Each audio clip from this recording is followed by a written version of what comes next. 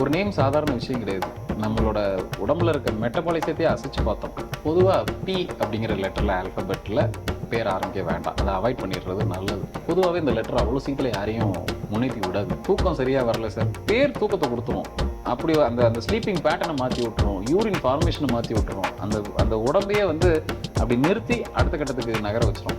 உங்கள் நம்பர், உங்கள் date of birth என்னவோ அதை எழுதி ஒரு சார்ட் பேப்பர்லேயே அதை எழுதி உங்கள் பேக்கெட்டுக்குள்ள வச்சுக்கோங்க. அன்னைக்கு நீங்கள் என்ன வேலைக்கு போகிறீங்களோ அது உங்களை சக்ஸஸ் கூட்டிகிட்டு போகும். ஒரு குழந்தை படிக்கவே மாட்டேங்குதுன்னு வச்சுக்கிறோம், அது கண்ணில் படுற மாதிரி 66ங்கிற நம்பர் மட்டும் எழுதி வைங்க. சுமாராக படிச்சுட்டு இருக்க குழந்தை டக்குன்னு குயிக்காக கிராஸ் பண்ண ஆரம்பிச்சிடும், நல்லா படிக்க ஆரம்பிச்சிடும். அந்த ஓங்கிற சவுண்டிங் வந்து ஒரு பிராண்டை ப்ராப்ளம் ஆக்கி விட்றோம். நீங்கள் ஜெயிக்கிறதுக்குன்னு நடந்து போயிட்டு இருக்கீங்க, இதெல்லாம் உங்களுக்கு தேவையில்லாமல் நெகட்டிவ் இம்பாக்ட் கொடுக்குது. அவங்க எல்லாத்தையும் கழட்டி விட்டுருங்க உங்கள் லைஃப்ல. அவங்க தேவையே இல்லை, அவங்க எந்த காலத்துலையும் உங்களுக்கு நல்லது பண்ண போகிறதில்ல.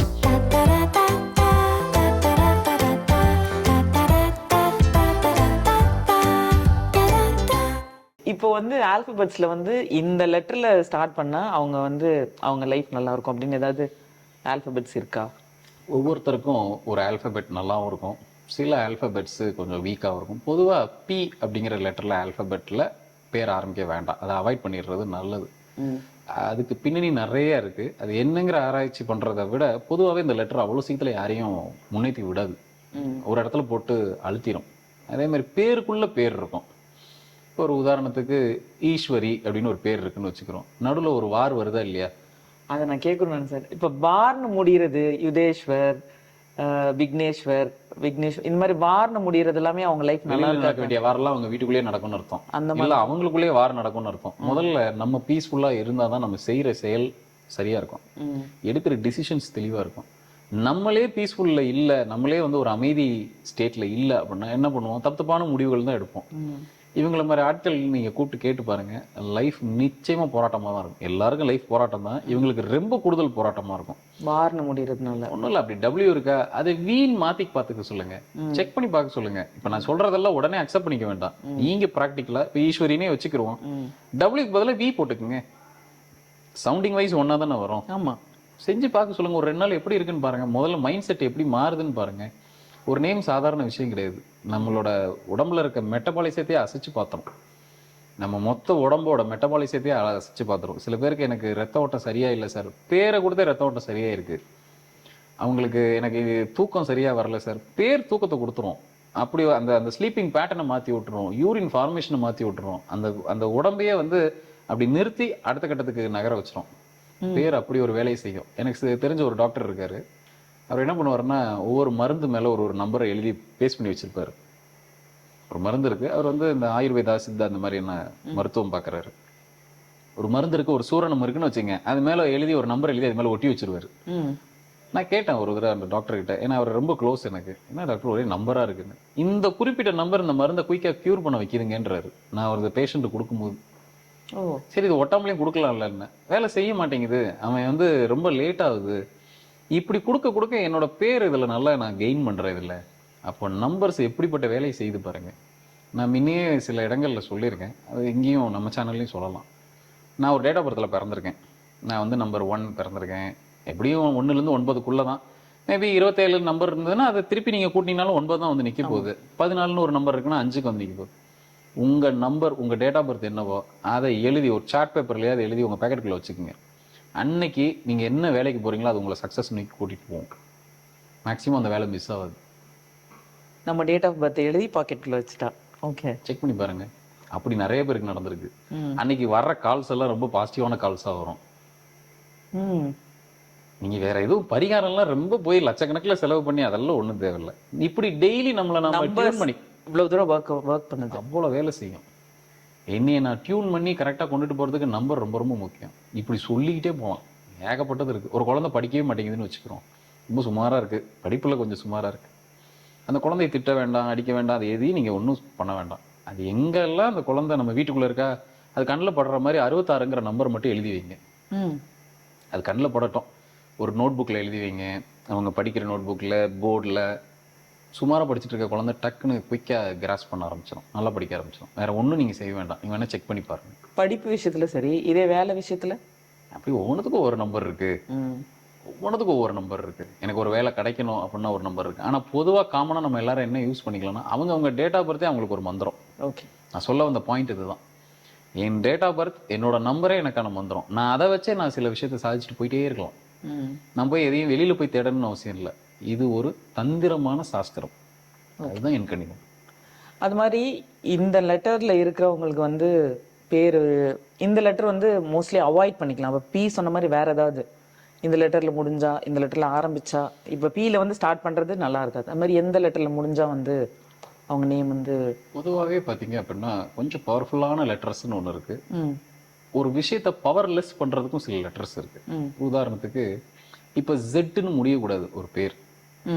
அந்த பேர் என்ன செய்யும் அப்படின்னா, ஜெட்னு ஒரு பேர் முடியுது அப்படின்னா, இசட்ல முடியக்கூடாது, இசட்ல முடியுது அப்படின்னா திடீர்னு நல்லா போயிட்டு இருக்க லைஃப் ஒரு ஸ்டாண்ட் ஸ்டிலுக்கு வந்துடும். எங்கேயோ நின்று டக்குன்னு நின்றுவோம். அப்படி ஒரு லைஃபை கொடுத்துட்டு போயிடும். இப்போ அப்பாஸ் அப்படின்னு ஒரு பேர் இருக்குன்னு வச்சுக்கிறோம் ஒரு உதாரணத்துக்கு. அந்த இசட்டுங்கிற லெட்டர் டக்குன்னு ஒரு ஷட்டரை இழுத்து சாத்தின மாதிரி சாத்திரும் லைஃபை. அடுத்து என்ன செய்யறதுன்னு தெரியாம போயிட்டு இருக்க ஒரு ப்ரொஃபைல்லேருந்து வேற ஒரு ப்ரொஃபைலுக்கு மாற்றி விட்டுட்டு போயிடும். அந்த இசட் லெட்டர் அப்படி ஒரு வேலையை செய்யும். அதே மாதிரி ஓ அப்படிங்கிற லெட்டரில் இப்போ முத்து அப்படிங்கிறத ஓ போட்டு கூட நம்ம எழுதலாம். டபுள் ஓன் போட்டு கூட முத்துன்ற ஸ்பெல்லிங் எழுதலாம். அது பவர்ஃபுல் தான். நிறுவனங்களுக்கு பிராண்டுக்கு வரும்போது அந்த ஓ சூப்பராக வேலை செய்யும். தனிப்பட்ட நபருக்குன்னு வரும்போது அந்த ஓ வேற மாதிரி வேலை செய்யும். இவ்வளோ வித்தியாசம் இருக்கு. ஒரு பிராண்டுக்கு வைக்கும் போது இங்கே ஒன்றும் இல்லை, ஓன் லெட்டர் வச்ச காருங்கள்லாம் பார்த்தீங்கன்னா, அந்த கார் மாடல்ஸ் எல்லாம் பார்த்தீங்கன்னா சக்கப்போடு போட்டிருக்கு இது வரைக்கும். சாண்ட்ரோ நிறைய மாடல்ஸ் அந்த மாதிரி சொல்லலாம். ஆக்சுவலாக 800 தான் நம்ம பார்க்குறோம், மாருதி 800. அது 8 ஓவோ தான். நீங்கள் சுசுக்கியில் போய் கேட்டு பாருங்க, அந்த மாடலோட பேர் 8 ஓவோ. நமக்கு தான் அது 800ன்னு கண்ணுக்கு தெரியுது. அவன் சொல்லும் போது 800ன்னு ரிலீஸ் பண்ணிட்டாப்ல. ஆனால் அது 8 ஓவோ அவங்கள பொறுத்த மட்டும். அந்த ஓங்கிற சவுண்டிங் வந்து ஒரு பிராண்டை ப்ராப்ளம் ஆக்கி விட்டுரும். பிராண்டை ப்ராப்ளம் ஆக்கும். ஆனால் வந்து ஒரு அதாவது ஒரு பிராண்டோ ஒரு ப்ராடக்டையோ ப்ராப்ளம் ஆக்கும். ஒரு தனிப்பட்ட நபர்னு வரும்போது அந்த ஓ வந்து சப்ரஸ் பண்ணிடும், அழுத்திடும், ஒரு அழுத்தம். அதை தாண்டி ஜெயிக்கிறவங்க இருக்காங்க. அவங்க டேட் ஆஃப் பர்த் அது கை கொடுத்துருக்கோம், அதையும் தாண்டி கை கொடுத்துருக்கோம். ஆனால் மேக்ஸிமம் இந்த மாதிரி லெட்டர்ஸ் அவாய்ட் பண்ணிக்கலாம். யூங்கிற லெட்டர் முடிகிறத அவாய்ட் பண்ணிக்கலாம். இதில் பவர்ஃபுல்லானது என்ன அப்படின்னா, ஹெச் சரியான பவர்ஃபுல். அது வந்து ஒரு விஷயத்த மந்திரம் மாதிரி அதை இன்னும் அதிகப்படுத்தி விட்டுரும். ஹெச்ங்கிற லெட்டர். ஹெச்ங்கிறது வந்து ஸ்டார்ட் பண்ணுமா இல்லை அவங்க நேம்ல இருந்தா போதுமான வரைக்கும் ஹெச் லெட்டர் ஸ்டார்டிங்ல இருந்தாலும் சூப்பர்.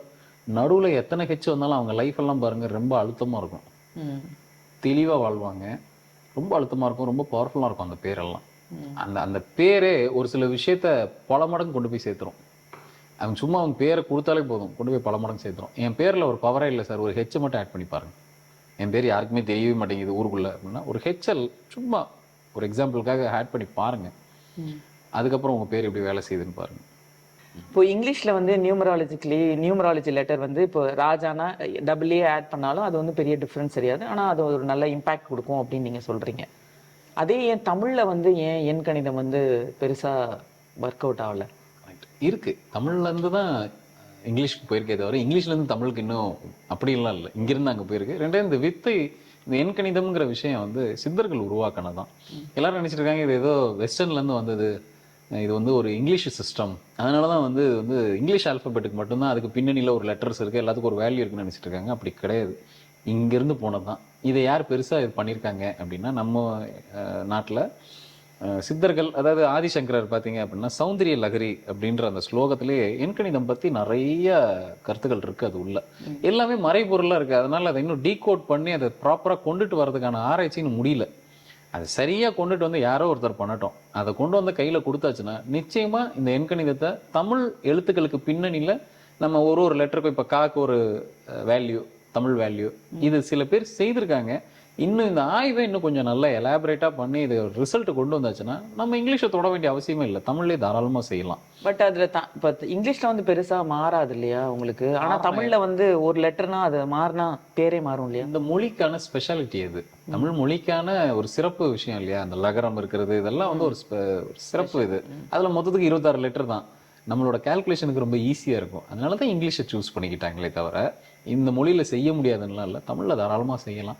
பார்க்கலாம், நமக்கு இன்னும் ஒரு சில காலங்கள் கழித்து இதை இன்னும் சிம்பிளிஃபை பண்ணி கொண்டுட்டு வரத்துக்கு எல்லாரும் சேர்ந்து முயற்சி பண்ணுவோம். இதுக்கு ஒரு ஆராய்ச்சி தான் தேவைப்படுது. செய்ய முடியாதுன்னெலாம் ஒன்றும் இல்லை, இருக்குது. ஏன்னா இங்கேருந்து போன வித்தை தான் இருக்குது. ஓகே. இப்போ பொதுவாக வந்து இப்போ ஒரு ஒர்க் அவுட் ஆகணும் அப்படின்னா ஒரு சில விஷயங்கள் நீங்கள் சொல்கிறீங்க. அது மாதிரி ஃபினான்ஷியலாக எனக்கு வந்து நான் எவ்வளவோ ஓடிட்டு தான் இருக்கேன், உழைச்சிட்டு தான் இருக்கேன். பட் வந்து காசு நிற்க மாட்டேங்குது. பணவரவு வந்து ரொம்ப இதுவாக இருக்குது. அதுதான் இப்போ நிறைய பேருக்கு மேஜர் பிரச்சனை. பணம் தான் எல்லாரோட வாழ்க்கையும் பெருசாக டிசைட் பண்ணுது. அதுக்கு ஏதாவது இந்த நியூமராலஜியில் இது இருக்கா? அருள் இல்லாதவருக்கு அவ்வுலகம் இல்லை, பொருள் இல்லாதவருக்கு இவ்வுலகம் இல்லை. அது உண்மை தானே? அப்போ நிச்சயமாக பொருள் எல்லாருக்கும் வேணும். நம்மளோட லிவிங் ஸ்டாண்டர்டை நம்ம சரியாக பார்த்துக்கிறதுக்கு எல்லாத்துக்கும் பொருளாதாரங்கிறது நிச்சயமாக வேணும். என்னை பொறுத்த மட்டும் பொருளாதாரத்தை தேடுறது தப்பே கிடையாது. அதை நோக்கி தான் ஓடணும். அதை சரியாக கொண்டுட்டு வரணும் வீட்டுக்கு, அவ்வளோதான். சரி, இது எப்படி நம்பர்ஸ் மூலமாக நான் எப்படி இந்த பொருளாதாரத்தை நான் மேம்படுத்திக்க முடியுமா? நிச்சயமாக நம்ம ஜாதகத்தில் எல்லாருக்கும் ஒரு மேக்ஸிமம் லிமிட்னு ஒன்று இருக்கும். இவ்வளோ சம்பாதிக்கலாம் அப்படின்னு இருக்கும். நம்ம அதில் ஒரு 5% 10% கூட செஞ்சுருக்க மாட்டோம் லைஃப்பில். ஆனால் ஒரு 4 வீடு வாங்கினதுக்கே நம்ம வந்து அப்பா நம்ம நிறைய செஞ்சிட்டோம் அப்படின்னு நினைப்போம். நிச்சயமாக எல்லாருமே பெரும் நிதிக்கு நம்ம வந்து ஒரு தலைவனாக நம்ம வாழ முடியும். அப்படி ஒரு கெப்பாசிட்டியோடு தான் நம்ம எல்லாரும் பிறக்கிறோம். நம்ம அதை டேப் பண்ணுறது இல்லை, நம்ம அதை பற்றி யோசிக்கிறதே இல்லை. நமக்கு ஏதோ இது வந்த வரைக்கும் லாபம்னு நினச்சிக்கிட்டு இப்படியே கொண்டு போயிட்டுருக்கோம். இது ஒன்றுமே கிடையாது. அப்போ இதை என்ன செய்யலாம், நம்பர்ஸ் வச்சு எப்படி இயக்கலாம் அப்படின்னா, இந்த சூட்சுமத்தை தெரிஞ்சுட்டு செஞ்சால் சரி. என்னது, முதல்ல என் பேரை நான் சரியாக அமைச்சுக்கணும். என் டேட் ஆஃப் பர்த் படிக்கு என்னோட ஜாதகம் எப்படி இயங்குதோ அதுக்கேற்ற மாதிரி. அதுக்கு அடுத்து நான் தினசரி எந்த நம்பரை நான் என் கூட வச்சுக்கணும், எந்த நம்பரை நான் அனுப்பி விட்டுறலாம், இல்லை எந்த நம்பரை நான் கழட்டி விட்டுறலாம். ஒவ்வொரு ஹாரோஸ்கோப்லேயும் இதை நான் என்ன கான்செப்டில் கொடுப்பேன் அப்படின்னா, நான் ஜாதகத்தையும் நியூமராலஜியும் சேர்த்து இணைச்சிருவேன். ஆஸ்ட்ரோ நியூமராலஜிங்கிற மாதிரி நான் இணைச்சிருவேன். எந்தெந்த பேர், இப்போ ஒரு பேருக்கு ஒரு டோட்டல் இருக்கும், நேம் டோட்டல் இருக்கும். இவங்களை எல்லாரையும் நீங்கள் கூட வச்சுக்கலாம். யார் யாரெல்லாம் வேண்டாம் அப்படிங்கிறத நீங்களே முடிவு பண்ணிக்கலாம். அப்போ நீங்க ஜெயிக்கிறதுக்குன்னு நடந்து போயிட்டு இருக்கீங்க. இதெல்லாம் உங்களுக்கு தேவையில்லாம நெகட்டிவ் இம்பாக்ட் கொடுக்குது. அவங்க எல்லாத்தையும் கழட்டி விட்டுருங்க உங்க லைஃப்ல இருந்து. அவங்க தேவையே இல்லை. அவங்க எந்த காலத்துலயும் உங்களுக்கு நல்லது பண்ண போறது இல்லை. ஒருத்தரோட பேர் உங்களுக்கு வருது, இப்போ சப்போஸ் பாலா அப்படின்னு ஒரு பேர் வருதுன்னா, இந்த பாலாங்கிற பேர் உங்க லைஃப்ல என்ன பண்ண போகுதுன்னு நீங்களே செல்ஃப் அனலைஸ் பண்ணிக்கலாம். அந்த செல்ஃப் அனலைஸ் பண்ணிட்டு இந்த பாலா வேணுமா வேணாமா உங்க லைஃபுக்கு அப்படிங்கறத முடிவு பண்ணிட்டு அதை அந்த இடத்தோட நிறுத்திக்கிறது நல்லது.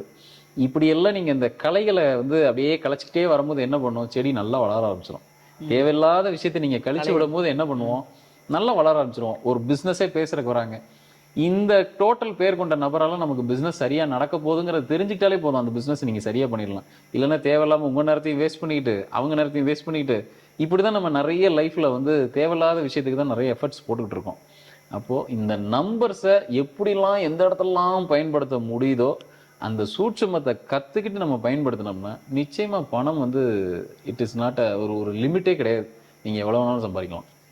அந்த மாதிரி இப்போ எனக்கு தெரிஞ்சு நிறைய பேர் நான் மலர் அப்படின்னு பேர் வச்சுருக்கவங்க லைஃப் எல்லாம் வந்து பெருசாக ஷைன் ஆகி நிறைய அவங்க பர்சனலாக வந்து நிறைய கஷ்டப்படுவாங்க. நான் நிறைய பேர் பார்த்துருக்கேன், அவங்களோட லைஃப்பில் நிறைய கஷ்டங்கள் இருக்கும். அது உண்மையா? நிறைய பேருக்கு பார்க்கறதுக்கு வெளிப்புற தோற்றத்தில் ஒரு பாசிட்டிவாக இருக்கும், உள்புற தோட்டத்தில் பார்த்தா நிறைய முள்ளாக இருக்கும். அது அவங்கள கூப்பிட்டு கேட்டால் தான் தெரியும். அப்படி இந்த மலருங்கிற பேர் மட்டும் இல்லை, நிறைய பேர்கள் இருக்குது. சில சாமி பேர் வச்சவங்கலாம் பார்த்தீங்கன்னா அவங்க லைஃப் படாத பாடுபடும். முருகன்னு பேர் வச்சுருப்பாங்க, அவங்களெல்லாம் கூப்பிட்டு கேட்டு பாருங்கள். அவங்க ஒரு 1/2 மணி நேரம் அழுதுட்டு தான் உங்கள்கிட்ட பேசுவாங்க, எப்படிப்பா போயிட்டுருக்கு லைஃப்னு கேட்டோம்னா. ஆனால் பேர் நல்ல பாசிட்டிவ் தானே. ஒரு முருகனோட பேரில் என்ன தப்பு கண்டுபிடிச்சிட முடியும் நம்ம. ஆனால் அவங்க பர்சனலாக அவங்க லைஃப்பை கூப்பிட்டு கேட்டு பார்த்தீங்க அப்படின்னா அப்படி ரொம்ப ஒர்ஸாக இருக்கும். அப்போது ஒரு பேரை நான் பாசிட்டிவாக வைக்கிறது வெளிப்புற தோற்றத்துக்கு மட்டும் பாசிட்டிவாக இருந்துட்டா பத்தாது. அந்த பேர் உள்ளுக்குள்ளே என்ன இம்பேக்ட் பண்ண போகுதுங்கிறதையும் பார்க்கணும். அதுதான் அந்த பேர் நமக்கு ஒட்ட போதா இல்லையா அப்படிங்கிறத அதை ஒரு எக்ஸ்பர்ட்டை வச்சு பார்த்துட்டு அந்த பேரை சூஸ் பண்ணிக்கிறது நல்லது. சரி சார், எனக்கு ஒரு பேரை ஏற்கனவே வச்சு விட்டுட்டாங்க, இந்த பேரில் தான் நான் வந்து இது வரைக்கும் லைஃப்பை கொண்டுட்டு போயிட்டேன் அப்படின்னா, ஒரு பேருக்கும் லைஃப் டைம் இருக்குங்க. ஒரு பேர் ஆரம்பத்துலேருந்து கடைசி வரைக்கும் ஒரே பவரில் இயங்காது. சில பேருக்கு மட்டும்தான் பிறந்தது முதல்ல கடைசி வரைக்கும் ஒரே பேரில் கொண்டுட்டு போவாங்க. சில பேருக்கு மட்டும்தான் அது வாய்க்கும். சில பேருக்கு பார்த்தீங்க அப்படின்னா ஒரு பேர் 30 வருஷம் 40 வருஷம் ட்ராவல் ஆகும். அதுக்கப்புறம் அவங்க பேரை ஒன்று அவங்களா கை வச்சு மாற்றிடுவாங்க, இல்லை யாரோ ஒருத்தர் ஏதோ ஒன்று சொல்ல கேட்டு அந்த பேரை மாற்றிடுவாங்க. மேக்ஸிமம் ஆரம்பத்துலேருந்து கடைசி வரைக்கும் ஒருத்தர் ஒரு பேரில் ட்ராவல் பண்ணுறது ரொம்ப சிரமம் ஜெயிக்கிறவங்களுக்கு.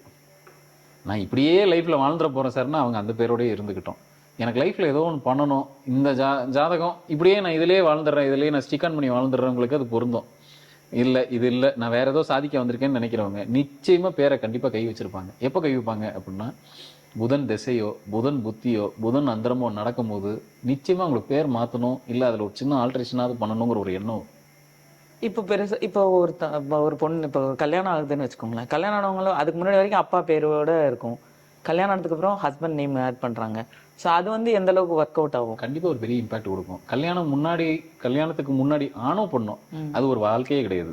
அதுக்கு முன்னாடி வாழ்றது ஒரு வாழ்க்கையே கிடையாது. அது என்ன சும்மா ஒரு பேச்சுலரா இருப்போம், அப்பா அம்மாவோட நிழல்ல இருக்க போறோம். உண்மையிலே கல்யாணத்துக்கு அப்புறம் வாழ்றதுதான் வாழ்க்கை. நீங்க சொன்ன மாதிரி அந்த அப்பாவோட பேரை எடுத்துட்டு கணவரோட பேரை சேர்க்கும் போது மிகப்பெரிய இம்பாக்ட் பண்ணும். கல்யாணத்துக்கு அப்புறம் லைஃப்ல பெருசா ஜெயிச்ச பெண்கள் எவ்வளவு பேர் இருக்காங்க.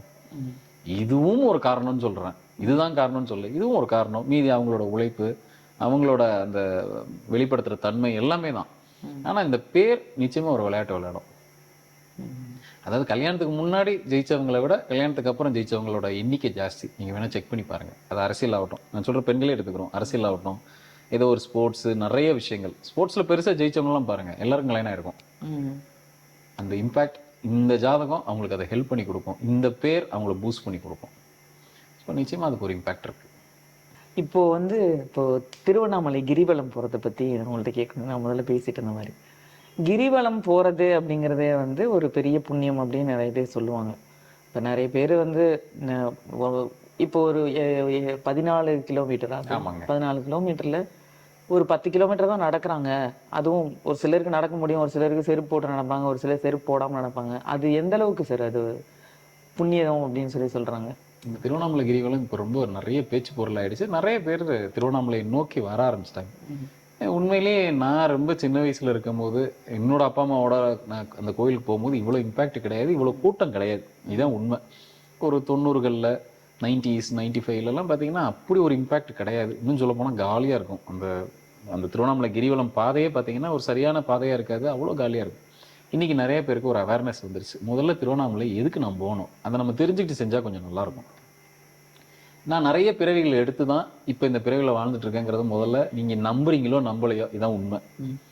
சில பேருக்கு எல்லாருக்கும் தெரிஞ்சது நமக்கு ஒரு 7 பிறவி இருக்கலாம், ஒரு 10 பிறவி இருக்கலாம் அப்படிங்கிறது. நிச்சயமாக அது 7 10 இல்லை, ஆயிரக்கணக்கான பிறவி எடுத்துட்டு தான் நம்ம இந்த ஸ்டேஜுக்கு வந்திருக்கோம். ஒரு ஸ்டேஜில் நமக்கு ஒரு ஆன்மீக ஞானம் ஒன்று நமக்கு தோணுது இல்லை, நம்ம இறைவனை நோக்கி பிரயாணம் பண்ணணும், இறைவனை கிட்ட போயிட்டு நம்ம வந்து இருக்கணும், இன்னொருத்தர் சொல்லி செய்கிறோமோ நமக்காக அந்த சிந்தனை வருதோ அதுக்கான வாய்ப்பை இறைவன் கொடுக்குறாரு இல்லையா. இப்போ திருவண்ணாமலைக்கு எத்தனை பேரால போக முடியும்னு நினைச்சிட்டீங்க? பக்கத்து ஊர்ல இருக்கிறவங்க கூட போக மாட்டாங்க, போக முடியாது. அது விடாது அவ்வளவு சீக்கிரத்துல. எனக்கு தெரிஞ்ச ஒருத்தர் 25 வருஷமா செஞ்சிலே இருக்காராம், அவர் திருவண்ணாமலை போனது இல்லை. எத்தனையோ 1000 கிலோமீட்டருக்கு அந்த பக்கத்துல இருக்கிறவங்க மாசம் மாசம் கரெக்டா வந்து கிரிவலம் போயிட்டு இருக்காங்க. அந்த டிஃபரன்ஸை பாருங்க. இதேக்கு சொல்ல வரேன்னா, அப்ப திருவண்ணாமலை என்ன அப்படின்னா நம்ம கர்மாவை அசைச்சு பார்க்குற இடங்க அது. எனக்கு லைஃப் ஒரு போல போய்கிட்டே இருக்கு, எனக்கு அந்த இடத்துல ஒரு பிரேக்கே இல்லை அப்படின்னா நிச்சயமா கிரிவலம் போய் பாருங்க. திருவண்ணாமலை கிரிவலம் உங்க லைஃபோட பாதை நிச்சயமா மாறியே ஆகும், மாத்திடும். சரி, எனக்கு முன்னாடி நிறைய பேர் வாழ்ந்திருப்பாங்க இல்லையா, என்னோட முன்னோர்கள் வாழ்ந்திருப்பாங்க இல்லையா, எல்லாரும் நல்லது கெட்டதுன்னு ஒன்று பண்ணியிருப்பாங்க இல்லையா. நம்ம அதுக்காக தான் இந்த திதி தர்ப்பணம் இந்த மாதிரி விஷயங்கள்லாம் கொடுத்துட்டு வரோம். இதெல்லாம் பெரியவங்க நமக்கு சொல்லி வச்சுட்டு போனது. சரி, அதெல்லாம் அவங்க ஏத்துக்கிறாங்களான்னு ஒன்று இருக்குல்ல, அவங்கள சரிவர போய் சேருதான்னு ஒண்ணு இருக்குல்ல. சில பேர் ஃபாஸ்டா கொடுக்குறவங்க எல்லாம் இருக்காங்களா, கடன்னு கொடுத்துட்டு அது சரியா போயிருக்கா போகலையா.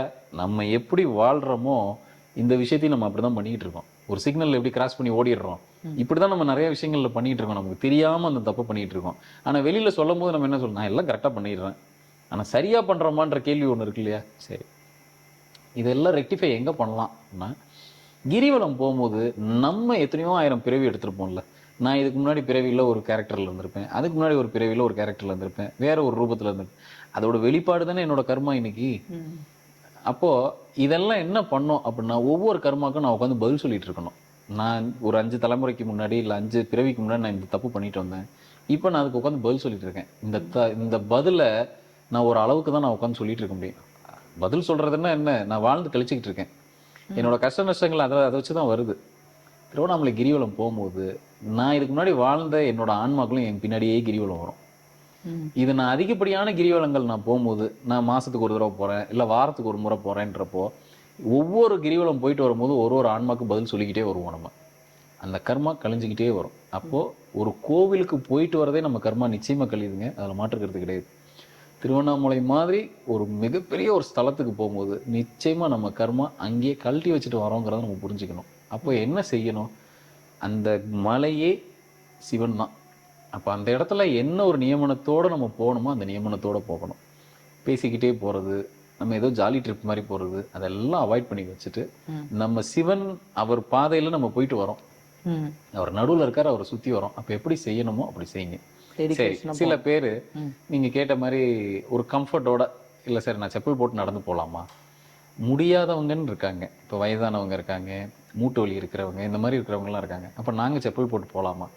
எப்பயுமே இறைவன் வந்து உங்களை ரொம்ப வருத்திக்கிங்கன்னு எங்கேயும் வந்து சொல்லலை, எதுலேயும் எழுதி வச்சுட்டும் போகலை. என்னால் முடியுது அப்படின்னா கூடுமான வரைக்கும் அந்த செப்பல்ஸ் இதெல்லாம் போடாமல் நடந்து பாருங்க. அந்த பூமிக்கு அப்படி ஒரு தன்மை இருக்குது, அந்த மூலிகை காத்துக்கு அப்படி ஒரு தன்மை இருக்குது. நிச்சயமாக உங்களோட சரத்தையோ உங்களோட உடம்புக்குள்ளே இருக்கிற அந்த ரசாயனங்களை மாற்றி விடுற தன்மை அந்த திருவண்ணாமலைக்கு இருக்குது. அதை நீங்கள் அனுபவிங்க. இது எங்கே போய் அனுபவிப்பீங்க? சிட்டி லைஃப்லையா? அப்படி ஒரு இடத்துக்கு நம்ம போகும்போது அந்த இடத்துல டெடிகேட்டடாக இருங்க. இப்போ நம்ம ஒரு இடத்துக்கு ஒரு ஹில் ஸ்டேஷனுக்கு போகிறோம், என்ஜாய் பண்ணுறதுக்குன்னு போகிறோம்னா அந்த இடத்துல போன இடத்துல போயிட்டு உட்காந்துட்டு கம்ப்யூட்டர் உட்காந்து ஆஃபீஸ் வேலையை பார்த்துட்டு இருந்தால் எப்படி இருக்கும்? அது சரியா இருக்காது இல்லையா? அப்போ போன பர்பஸ் என்னவோ அதுக்கேற்ற மாதிரி நடந்துக்குங்க.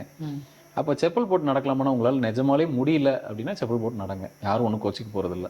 ஆனால் என்னால் முடியும் அப்படின்னா கூடுமான வரைக்கும் அதை எல்லாத்தையும் நீக்கிட்டு வெறும் காலில் நடக்கிறது நல்லது. காரணம் என்னென்னா அந்த பூமிக்கு அடியில் ஏகப்பட்ட சித்தர்கள் அங்கேயே வாழ்ந்து அங்கேயே தானித்து அந்த இடத்துலையே ஜீவசமாதியாக அரூபமாகவும் சொரூபமாகவும் அந்த இடத்துலையே இருக்காங்க. அப்போது அவங்கள டிஸ்டர்ப் பண்ணாமல் நீங்கள் நடக்கிறது சிறப்பு. இந்த ரப்பர் செப்பல் என்ன பண்ணணும்னா நிச்சயமாக அந்த ஆன்மாக்களை டிஸ்டர்ப் பண்ணணும். இதுதான் இதுக்கு பின்னாடி இருக்கிற விஷயம். என்னால் முடியல, அதை என்னால் அவாய்ட் பண்ண முடியலன்றவங்க அந்த மாதிரி பண்ணுங்க. என்னால் முடியும், நான் என்னால் அப்படிலாம் நடக்க முடியும் அப்படின்னா செப்பல் இல்லாமல் நடந்து பாருங்க. இப்போ 14 கிலோமீட்டர்ல ஒரு 10 கிலோமீட்டர் தான் நடக்க முடியுது, அதுக்கு மேலே நடக்க முடியலன்னா? அதுதான் நான் சொல்லிட்டேனே, எப்பயுமே இறைவன் எங்கேயும் வந்துட்டு இதை நீ செஞ்சுதான் ஆகணும்னு சொல்லலை. முயற்சி பண்ணுங்க, என்ன முடியுமோ செய்யுங்க. இல்லை சார் என்னால் 10 கிலோமீட்டர் தான் நடக்க முடிஞ்சது, பரவாயில்ல. அந்த புண்ணியம் உங்களை எங்கேயும் இங்கே கழட்டி விட்டுட்டு போக போகிறது இல்லை. நீங்கள் செஞ்ச பாவம் கூட வந்து எங்கேயாவது ஒரு இடத்துல உங்களை காலை வரலாம், ஆனால் புண்ணியம் நிச்சயமாக உங்களை காலை வராது. அப்போது அந்த 10 கிலோமீட்டர் நீங்கள் டெடிகேஷனாக பண்ணீங்களா, தப்பு இல்லை. அதுக்கப்புறம் சில பேர் காரில் ஏறி போயிடுறாங்க, சில பேர் வந்து ஏதோ ஒரு வண்டியில் இதில் ஏறி போயிடுறாங்க, பரவாயில்ல. அதனால் ஒன்றும் நெகட்டிவாக நினைக்காதீங்க, நடந்த வரைக்கும் பாசிட்டிவ். இப்போ வந்து நார்மலாக நான் கேள்விப்பட்ட வரைக்கும் ஜீவ சமாதி அடைஞ்சவங்களோட இது இருக்குல்ல, அதெல்லாம் வந்து ரொம்ப பவர்ஃபுல்லானது. அவங்கள வழிபட ஆரம்பிச்சிட்டாவே நான் ஆட்டோமேட்டிக்காக நம்ம லைஃப் வந்து ரொம்ப நல்லா இருக்கும் அப்படின்னு சொல்கிறாங்களே, அது உண்மையா? உண்மைதான். இது எப்படி பார்க்கலாம் அப்படின்னா, தெய்வம், இறைவன், பெரும் தெய்வம் இவங்கெல்லாம் இங்கே இருக்காங்க, சிறு தெய்வங்கள் அடுத்த கட்டத்தில் இருக்காங்க. எப்பயுமே நமக்கான முதல் தெய்வம் யாருன்னா நம்ம குலதெய்வம். இன்னைக்கு கொஞ்சம் கொஞ்சமாக மறந்துக்கிட்டே வரோம். ரொம்ப பேருக்கு தெரியல, ரொம்ப பேர் மறந்துட்டாங்க. அந்த அதாவது நடுவில் கட்டாயி போயிருக்கோம், அவங்க மூதாதையர் ஏதாவது கும்பிடாம விட்டுருப்பாங்க. அப்போ நமக்கான முதல் தெய்வம் எதுன்னா குலதெய்வம் தான். அது வந்து அப்பா கையில் காசு வாங்குற மாதிரி, கேட்டால் அடுத்த சைனே கொடுத்துருவாரு. மற்ற தெய்வத்திட்ட போய் நிற்கும் போது சித்தப்பா கையில் காசு வாங்குற மாதிரி வித்தியாசம் தெரியுது இல்லையா? ஸோ குலதெய்வம் தி பெஸ்ட், அவர் தான் முதல்ல.